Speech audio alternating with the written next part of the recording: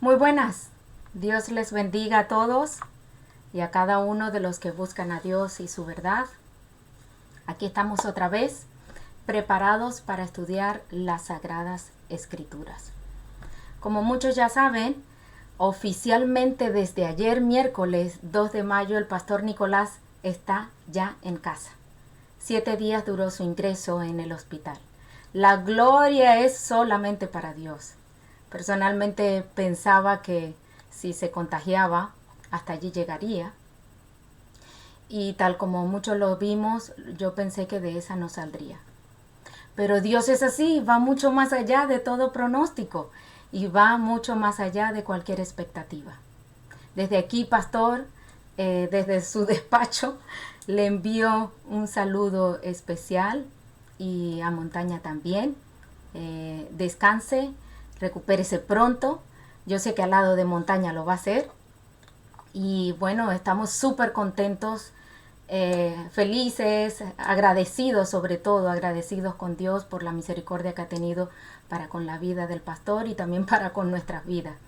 Aprovecho para enviarles también un saludito a toda esa familia espiritual que tanto él, Montaña, Andrés y yo estamos, y toda la iglesia en general, estamos súper agradecidos por sus oraciones por él. Y a todos a ustedes un saludo, un abrazo, les queremos mucho y a todos cuantos nos siguen. Bueno, pues comencemos. Y bueno, lo mejor que siempre debemos hacer es comenzar orando, hablando con Dios, pidiéndole que Él nos ayude a meditar en todas estas cosas. Dios, te quiero dar muchísimas gracias por la oportunidad que nos das de poder estar aquí. Te doy muchísimas gracias por los medios que tú colocas para poder llevar tu palabra por las redes sociales. Te doy sobre todo muchísimas gracias por tu presencia en nuestras vidas, por tu palabra, por el perdón que tú nos concedes. Y también, Señor, pedirte en esta tarde que tú nos ayudes a meditar, a comprender, a entender, pero sobre todo a poner en práctica todo cuanto vayamos aprendiendo. Dios, inclina nuestro corazón de tal manera que podamos hacer tu voluntad y que también encontremos agradable y perfecto para con nosotros también. Dios, te ruego que tú utilices mi vida.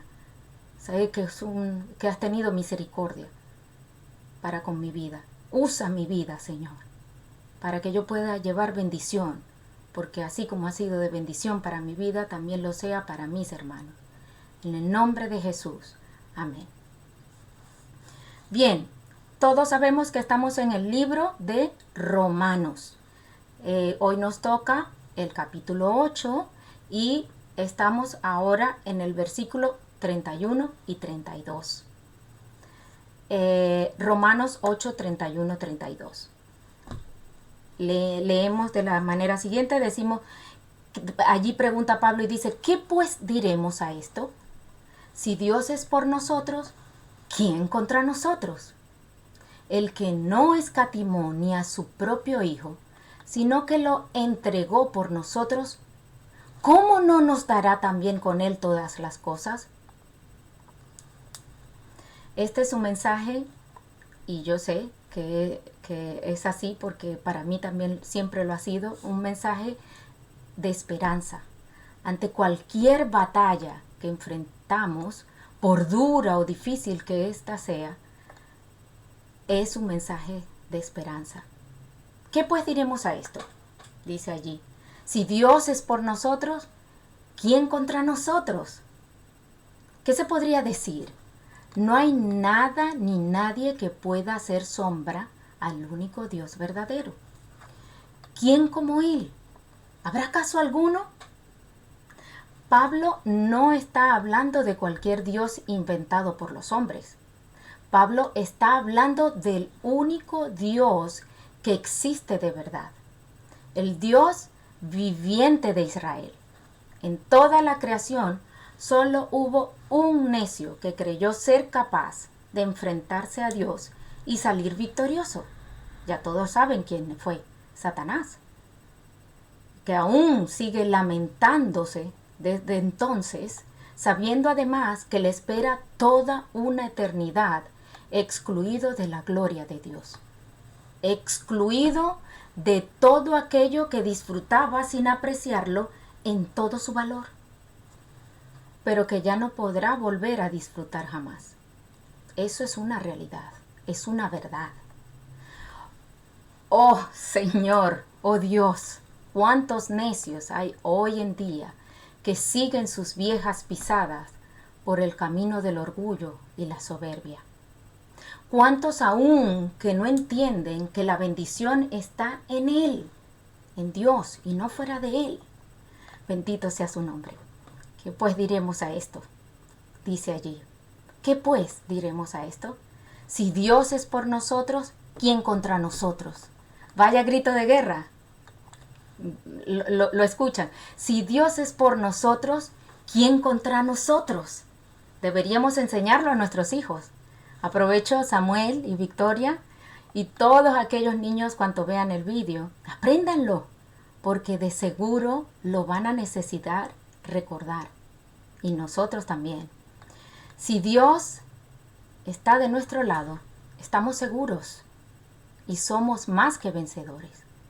Porque ¿quién podrá hacerte frente todos los días de tu vida si es Dios mismo, eterno y poderoso, el que está a tu lado y te protege? Como está escrito, busqué a Dios y Él me oyó y me libró de todos mis temores. Los que miraron a Él fueron alumbrados y sus rostros no fueron avergonzados. Este pobre clamó y le oyó el Señor y lo libró de todas sus angustias. El ángel del Señor acampa alrededor de los que le temen y los defiende. Gustad y ved que es bueno el Señor. Dichoso el hombre que confía en Él. Sé de muchos que hemos degustado, que hemos gustado y visto tal como el salmista lo ha dicho ahorita. Muchos hemos sido alumbrados, muchos hemos sido librados de todas nuestras angustias, de todos nuestros temores. ¿Quién podrá hacernos daño si Dios es nuestro defensor? Él nos protege y nos defiende. Bendito sea su nombre.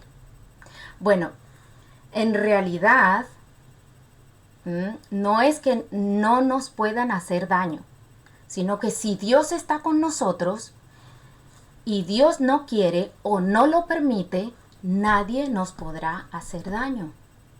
Por ejemplo, ¿se acuerdan los filisteos, los enemigos de Israel? Gritaban cantando victoria. Se sentían eufóricos, seguros, con plena confianza en su Goliat. Y tenían razón, porque no había en todo Israel ninguno de su tamaño, ningún guerrero tan fiero, ni con semejante terrorífica figura. Solo su presencia sembraba el pánico entre las filas de los escuadrones de Israel. Nadie se atrevía a abrir la boca. Nadie decía nada. Todos padecían de miedo, porque sabían que aquel gigante podía destrozar a cualquiera de los guerreros de Israel que se atreviera a enfrentarse con él. Israel había sido un ejército respetado, temido por sus enemigos. Pero el enemigo que ahora tenían delante no era normal. Se trataba de gigantes. ¿Quién podría hacerles frente y salir victorioso? Desde el rey para abajo, ninguno de sus afamados guerreros se atrevía a recoger el guante que cada día Goliat lanzaba delante de Israel. Esto estuvo pasando hasta que un día un muchachito, David, que llevaba alimento para sus hermanos a los que pensaba encontrar en la batalla, los halló temblando de miedo delante de aquel filisteo que los insultaba y menospreciaba. Fue demasiado para aquel joven pastor que no daba crédito a lo que veían sus ojos. Un filisteo retando a los ejércitos de Dios, y esto sin responder palabra. Ninguno en Israel supo ver más allá del problema, sino David, que miró no el problema, sino la solución. David miró y no vio lo evidente. No vio al gigante Goliat, vio a otro muchísimo mayor, más grande, más fuerte y poderoso. Tanto que un ejército de gigantes como Goliat, o más grandes aún, no lograrían absolutamente nada sino quedar en ridículo. David miró con fe y vio al invisible, al defensor, al Santo de Israel, el fuerte y valiente, el león de la tribu de Judá. Cuando Giezi, ¿se acuerdan? En Segunda de Reyes, en el capítulo 6, versículo 15 al 17, cuando Giezi, el criado de Eliseo, se levantó por la mañana y salió al que servía al varón de Dios, he aquí el ejército de Siria que tenía sitiada la ciudad, con gente de a caballo y carros. Entonces su criado le dijo, ¡ah, Señor mío! ¿Qué haremos?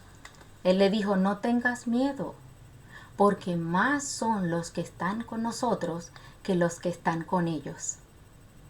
Y oró Eliseo y dijo, te ruego, oh Dios, que abra sus ojos para que vea.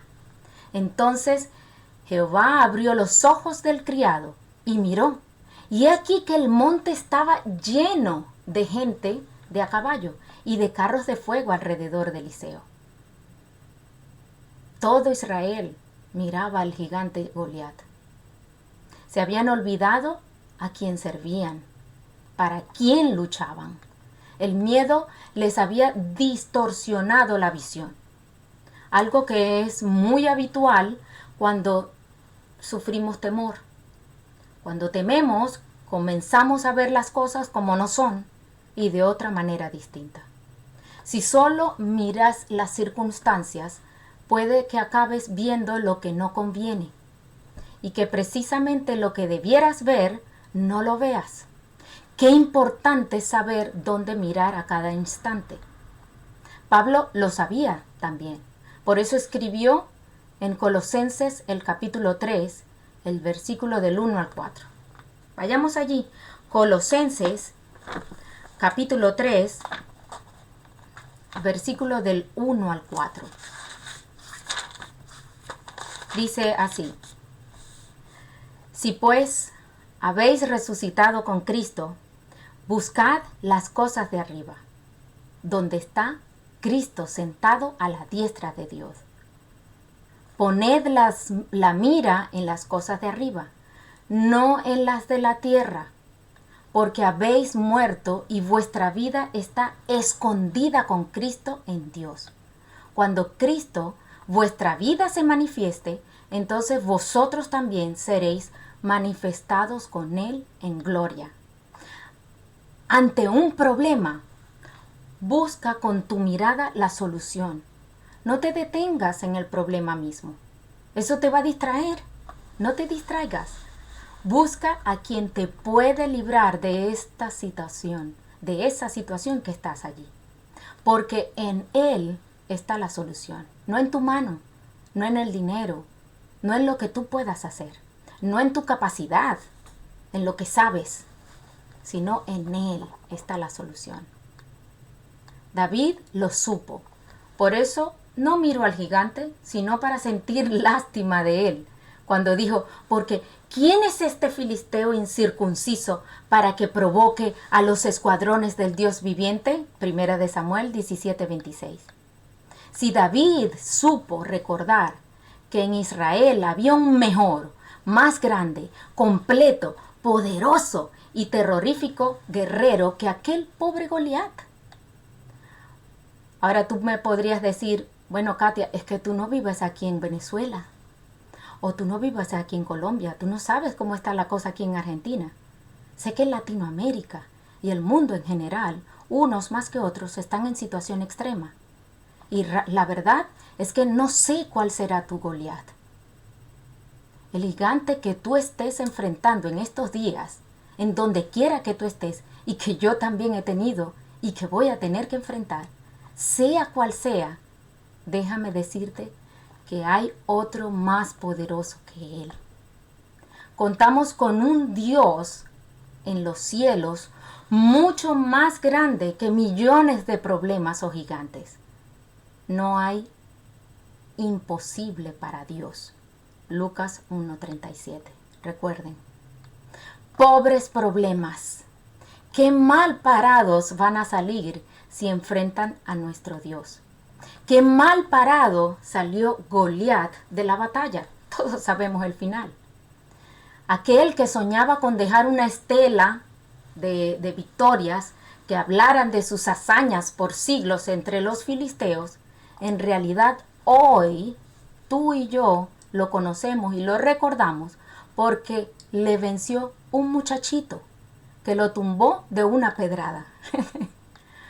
Un muchacho, un chico, un pastorcillo sin importancia. Ni tan siquiera un guerrero de los muchos de Israel, sino un jovencito, algo que menospreciaron los demás, el dulce cantor de Israel. Aunque en realidad no es que le venciera a David, tú y yo sabemos que eso no fue así, sino la fe que éste tenía en el poderoso de Israel, el defensor invisible, el Dios viviente a cuyos escuadrones Goliat cometió el error de desafiar. ¿Saben una cosa? Ese poderoso guerrero, ese defensor invisible, el Dios vivo y verdadero, es el mismo del que Pablo nos está hablando aquí en Romanos 8:31, diciéndonos que sigue estando con nosotros para que no temamos como Israel delante de gigantes. Y gigantes, ¿saben? De papel, que caen ante el soplo del Omnipotente. Una factura que llega y no tenemos cómo pagar. Un diagnóstico severo que hace a todos temblar. Una enfermedad terminal. No son sino gigantes de papel. Míralos así, como gigantes de papel. Como aquel Goliat, que nos amenazan, nos dan pavor, pero solo si los miramos a ellos. Y por eso nos da pavor, porque los miramos a ellos. No los mires, sino con fe y absoluta paz. Porque, ¿qué pues diremos a esto? Si Dios es por nosotros, ¿quién contra nosotros? Si Dios es por nosotros, ¿quién contra nosotros? En vez de mirarlos a ellos, los problemas, miremos al que puede darnos la solución. Pongamos los ojos en Jesús, dice la palabra, el autor y el consumador de nuestra fe. Pon tus ojos en Cristo, dice el himno, tan lleno de gracia y amor, y lo terrenal sin valor será. La autora de esta canción, hace 100 años atrás, Helen Howard, la escribió y ¿saben qué? Ella era ciega. Ella también tuvo que enfrentar sus gigantes. Ella estaba hablando no de estos ojos, estaba hablando de que debemos poner nuestros ojos espirituales. Cuando ella te decía, pon tus ojos, era con los mismos ojos que ella estaba viendo, con los cuales físicamente no podía ver, pero sí con sus ojos espirituales podía ver. Y por eso ella realmente no los está diciendo, pon tus ojos en Cristo. Él, el Hijo de Dios, nos dio ejemplo. Jesús también tuvo que enfrentar sus propios gigantes y los supo derrotar a todos. Hebreos 12, 1 al 2. Fíjense, allí Hebreos 12, del 1 al 2 dice, por tanto nosotros, también, teniendo en derredor nuestro tan grande nube de testigos, despojémonos de todo peso y del pecado que nos asedia, y corramos con paciencia la carrera que tenemos por delante, puestos los ojos en Jesús, el autor y consumador de la fe, el cual por el gozo puesto delante de él, sufrió la cruz, menospreciando el oprobio, y se sentó a la diestra del trono de Dios. Él sabe bien qué es lo que nos conviene. Él lo sabe por experiencia. No hay circunstancia que Él no haya vivido antes que nosotros. Cristo miró el gozo puesto delante de Él. Por eso pudo enfrentar la cruz menospreciando la vergüenza, la infamia, el oprobio. Porque, ¿saben por qué? Porque nos veía a nosotros. Nos veía a ti y a mí gozándonos en su presencia. Nuestra salvación, nuestra comunión con el Padre, el gozo que eso le producía, le dio fuerzas para enfrentarlo todo, por amor de nosotros. Y Pablo lo sabía bien. Por eso escribió: ¿qué pues diremos a esto? Si Dios es por nosotros, ¿quién contra nosotros? Ahora, el problema es, ¿tú lo sabes?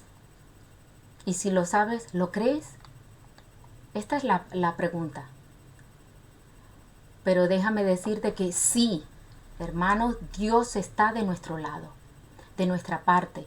El Dios viviente que comandaba los escuadrones de Israel, el Dios de David, mi Dios, el que también es el tuyo, ¿es también el tuyo? Pregunto. Si lo es, no está todo perdido, sino que es hora de glorificar a Dios. Recuerden que Jesucristo es el mismo ayer, hoy y siempre. Por si todo esto fuese poca cosa, Pablo va más allá. No quiere dejar ni el más mínimo duda por el que se te pueda escapar la fe y entrar una mota de esa dudita que te haga sentir temor. De modo que presenta otro argumento incontestable. Fíjense, vamos al versículo 32, Romanos 8, el que estamos en base, el que estamos meditando, Romanos 8, versículo 32. El que no escatimó ni a su propio Hijo, sino que lo entregó por todos nosotros, ¿cómo no nos dará también con él todas las cosas? Lo que el apóstol nos dice aquí es que estamos completos en él. Es lo mismo que nos dice en Colosenses capítulo 2, el versículo del 8 al 10. Colosenses capítulo 2, Filipenses, Colosenses capítulo 2, versículos del 8 al 10. Dice: mirad que nadie os engañe por medio de filosofías y huecas sutilezas, según las tradiciones de los hombres, conforme a los rudimentos del mundo, y no según Cristo, porque en Él habita corporalmente toda la plenitud de la deidad, y vosotros estáis completos en Él, que es la cabeza de todo principado y potestad. Dios suplirá todas nuestras necesidades en Cristo, sean cuales sean. Teniéndolo a Él, nada nos faltará. Él sabe de qué cosas tenemos necesidad aún antes de que se las pidamos. Recuerden, Él es Dios y no hay otro como Él. No lo hay. Salmo 40, 17, un salmo precioso que dice: aunque afligido yo y necesitado, Jehová pensará en mí. Dios pensará en mí, Dios pensará en ti. Mi ayuda y mi libertador eres tú. Dios mío, no te tardes. ¿Sabes? ¿Realmente crees esto? ¿Realmente crees que Dios pensará en ti? ¿O es que hay muchísimas personas en las cuales Él pueda estar ocupado y no pueda pensar en ti como los hombres? Pues Él no es hombre, Él es Dios. En Mateo 6, 25 al 34, nos alertó contra los afanes de la vida, uno de los peores enemigos de la vida cristiana. El afán, ese es el peor, uno de los peores, de los tantos, pero es un enemigo. Mateo 6, 25 al 34 dice, por tanto os digo, y lo dijo el mismo Jesús, por tanto os digo, no os afanéis por vuestra vida, ¿qué habéis de comer o qué habéis de beber? Ni por vuestro cuerpo, ¿qué habéis de vestir? ¿No es la vida más que el alimento y el cuerpo más que el vestido? Mirad las aves del cielo, que no siembran ni siegan, ni recogen en graneros, y vuestro Padre Celestial las alimenta. ¿No valéis vosotros mucho más que ellas? ¿Y quién de vosotros podrá, por mucho que se afane, añadir a su estatura un codo? Y por el vestido, ¿por qué os afanáis? Considerad los lirios del campo, cómo crecen, no trabajan ni hilan, pero os digo que ni aun Salomón con toda su gloria se vistió así como uno de ellos. Y si la hierba del campo que hoy es y mañana se echa en el horno, Dios la viste así, ¿no hará mucho más a vosotros, hombres de poca fe? No os afanéis pues diciendo, ¿qué comeremos o qué beberemos o qué vestiremos? Porque los gentiles buscan todas estas cosas. Pero vuestro Padre Celestial sabe que tenéis necesidad de todas estas cosas.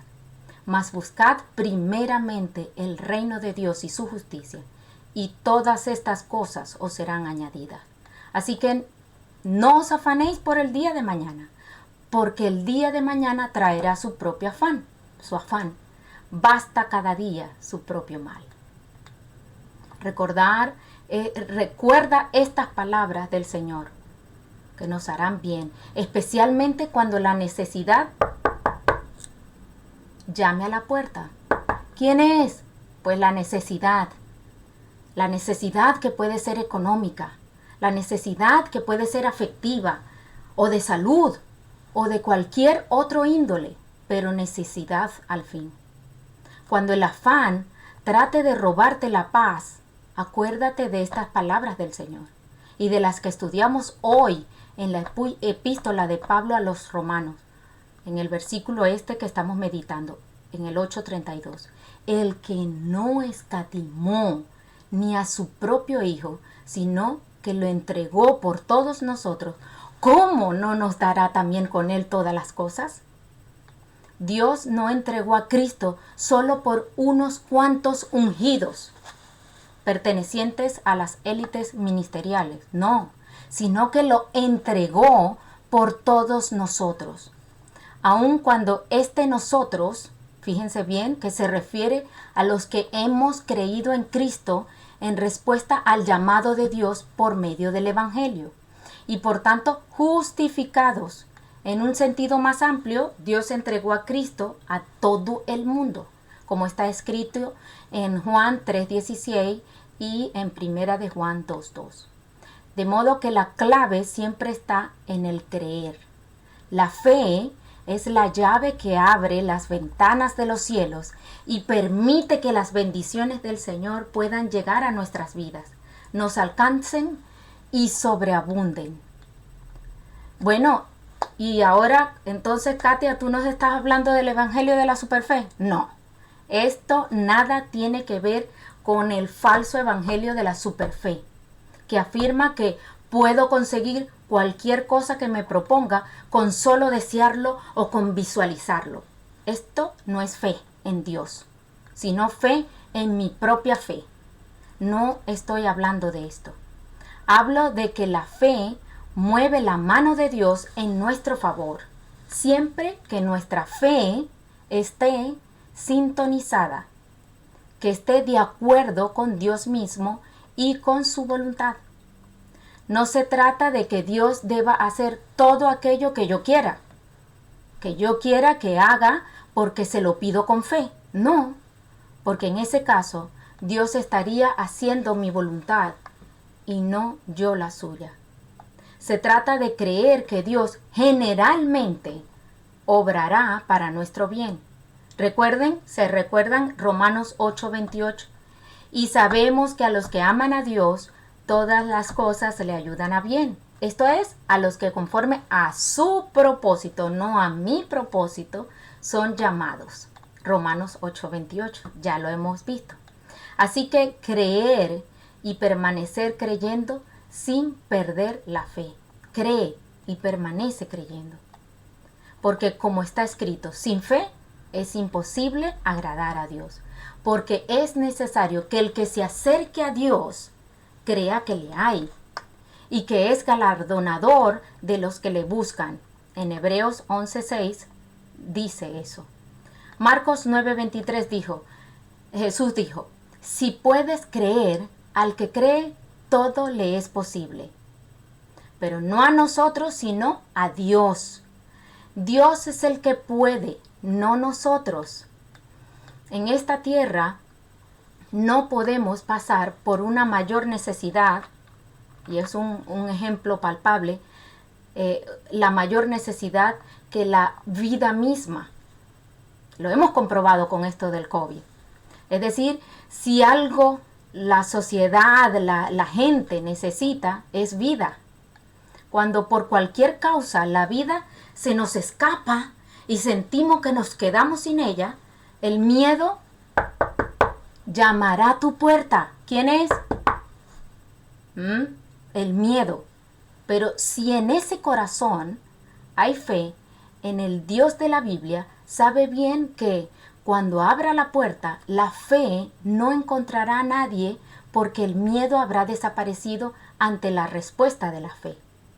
Si alguien cree que se le agota y tiene miedo porque se queda sin vida, déjame decirte que en Dios la tenemos y en abundancia, eterna. Una vida larga, eterna y en gloria, para quienes creemos en Cristo Jesús. Juan 10:10 dice, el ladrón no viene sino para hurtar y matar y destruir, y yo he venido para que tengan vida y para que la tengan en abundancia. Los hombres insensatos e ignorantes tuercen las escrituras para su propia perdición. Y cuando leen que Cristo ofrece vida en abundancia por la perversión de su corazón, distorsionan el mensaje de la verdad, enfatizando vida terrenal con abundancia de bienes materiales. Como si el mismo Señor Jesús no hubiera sido quien dijo, mirad y guardaos de toda avaricia, porque la vida del hombre no consiste en la abundancia de los bienes que posee. Lucas 12:15. La manera en que algunos interpretan las escrituras solo tiene que ver con la ceguera y con la oscuridad en la que viven. No les ha amanecido, como dice la palabra. Cuando Cristo habla de vida en abundancia, está hablando de abundancia de vida, no de bienes materiales. Vida larga y eterna que se extiende más allá de la muerte, razón por la cual nadie debiera sufrir por quedarse sin vida. Pues como está escrito, el que no escatimó ni a su propio Hijo, sino que lo entregó por nosotros, por todos nosotros, ¿cómo no nos dará también con él todas las cosas? Esta palabra dará se traduce del término griego charizomai, que significa conceder como favor gratuito en bondad de buen agrado, de buen grado. Favor gratuito, dará en bondad de buen grado, no es algo que haya de estar suplicando continuamente a Dios para que nos conceda, no, sino algo que ya en su gracia y bondad ha decidido concedernos.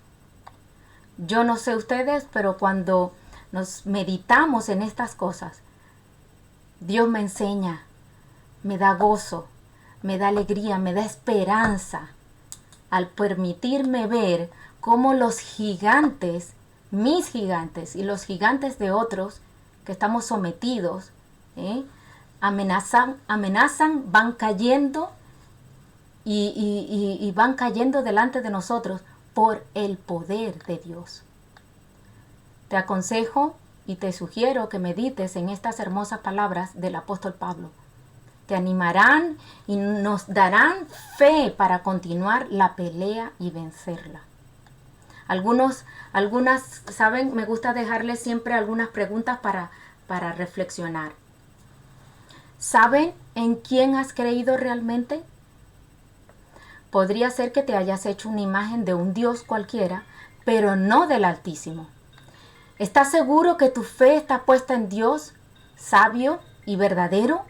¿O tu fe está puesta en tu trabajo y en la fuerza de tu mano? ¿Sabes a quién sirves? ¿Quién es tu verdadero jefe? ¿Para quién luchas? ¿En dónde está tu fe? ¿En tus deseos egoístas o en lo que Dios quiera? ¿Estás seguro de tu vida eterna? Todas y cada una de estas preguntas tenemos que reflexionar y contestar. Y como saben, no a mí, no al pastor, no al que está a tu lado, al que está viendo ahorita en este momento el vídeo, sino que tienes que contestar a Dios. Yo agradezco que sigan los vídeos, pero debemos ponerlo en práctica, porque si no, de nada sirve ver un vídeo en el cual no pondremos en práctica. Yo les animo a que vuelvan a leer si tienen vuelvan a ver el vídeo si tienen alguna duda, si en algo Dios te está llamando la atención.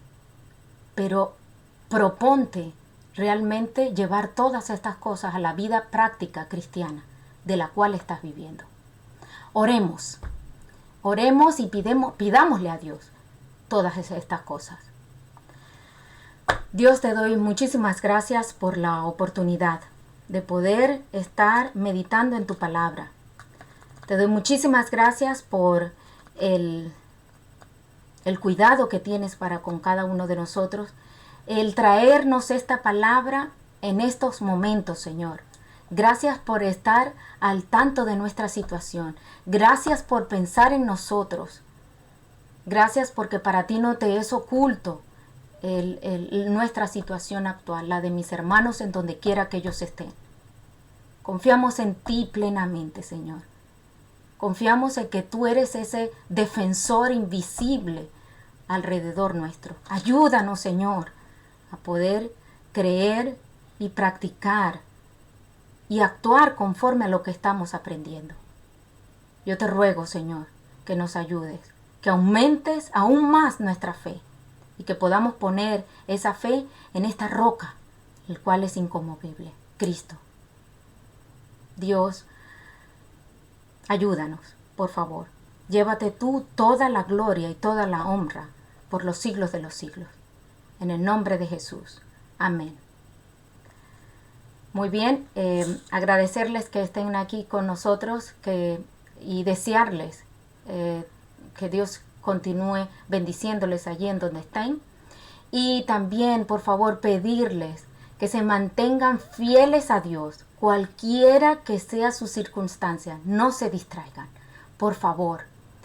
Recuerden que les queremos mucho, les amamos en el Señor. Dios les bendiga.